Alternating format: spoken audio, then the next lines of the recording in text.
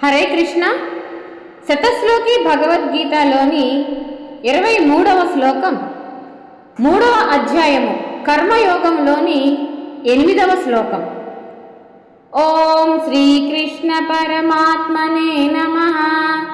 శ్రీమద్భగవద్గీత అత శతశ్లోకి భగవద్గీత. నియతం కురు కర్మత్వం కర్మ జ్యాయో హ్యకర్మణః శరీరయాత్రాపి చ తే న ప్రసిద్ధ్యేధ కర్మణః. నియతం కురు కర్మత్వం కర్మ జ్యాయో హ్యకర్మణః శరీరయాత్రాపి చ తే న ప్రసిద్ధ్యేధ కర్మణః. నిఘంటు త్వం నీవు, నియతం శాస్త్రములచే నియమింపబడినట్టి, కర్మ కర్మమును, కురు చేయుము, అకర్మణః కర్మ చేయకుండుట కంటే, కర్మ కర్మ చేయుట, జ్యాయోహి శ్రేష్టమైనది కదా. అకర్మణః కర్మ చేయకపోవట వలన, తే నీకు, శరీరయాత్రాపి చ దేహయాత్ర కూడా, నా ప్రసిద్ధ్యేత్ సిద్ధింపనేరదు. తాత్పర్యము: ఓ అర్జున, నీవు శాస్త్రములచే నియమితమైన కర్మను చేయుము. కర్మ చేయకుండుట కంటే చేయుటయే శ్రేష్టము.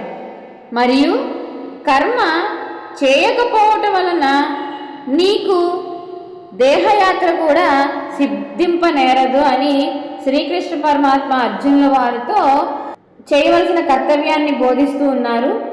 ఇంకా మనం వివరంగా చూస్తే, నేనేమి చేయవలనో అసంసిద్ధముగా చెప్పుము కృష్ణ అని అర్జునులు వారు ప్రాధేయపడితే, ఈ అధ్యాయ ప్రారంభంలో అర్జునులు అడిగిన ప్రశ్నకు శ్రీకృష్ణ పరమాత్మ నియతం కురు కర్మ, నీవు కర్మమును త్యజింపక శాస్త్ర నియమితమగు కర్మను చేయమని ఇచట స్పష్టముగా ఆదేశించారు. నీత కర్మచే చిత్తము శుద్ధమై ఆత్మ జ్ఞానోదయము కాగలదని, కర్మను త్యజించి కూర్చొనుట వలన ఏమీ సిద్ధించదు అని, దానికంటే ఏదో ఒక కర్మ చేయుటయే మేలు అని, అదియు సత్కర్మ దైవార్పిత కర్మ అయినచో ఇంకనూ శ్రేష్టము అని మనకు భగవానుల వారు ఇక్కడ తెలియపరుస్తూ ఉన్నారు.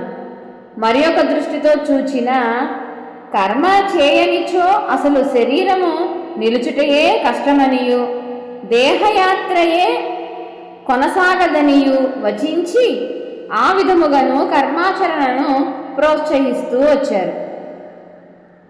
ఇక్కడ మనం ప్రశ్నలు వేసుకుంటే, కర్మ చేయుట మేలా, చేయకుండుట మేలా? మనకు సమాధానంగా చేయుటయే మేలు అని ఇక్కడ సమాధానం దొరుకుతుంది. ఇంకో ప్రశ్న చూస్తే, ఎట్టి కర్మ చేయవలను? సమాధానంగా శాస్త్ర నియమితమగు కర్మ చేయాలి అని భగవానుల వారు మనకు తెలియపరిచినట్లు, అలాగే కర్మ చేయనిచో కలుగు హాని ఏంటి అని మనం ప్రశ్న వేసుకుంటే, చిత్తశుద్ధి కలుగదు, చిత్తశుద్ధి లేనిచో జ్ఞానము అంకురింపదు, జ్ఞానము లేనిచో మోక్షము సిద్ధింపదు, కర్మ చేయనిచో దేహయాత్ర కూడా కొనసాగదు. కర్మబంధము నుండి విడిపడుటకు ఉపాయము చెప్పుచూ ఉన్నారన్నమాట. జై శ్రీకృష్ణ పరమాత్మునికి జై. జై భగవద్గీతకు జై. హరే కృష్ణ.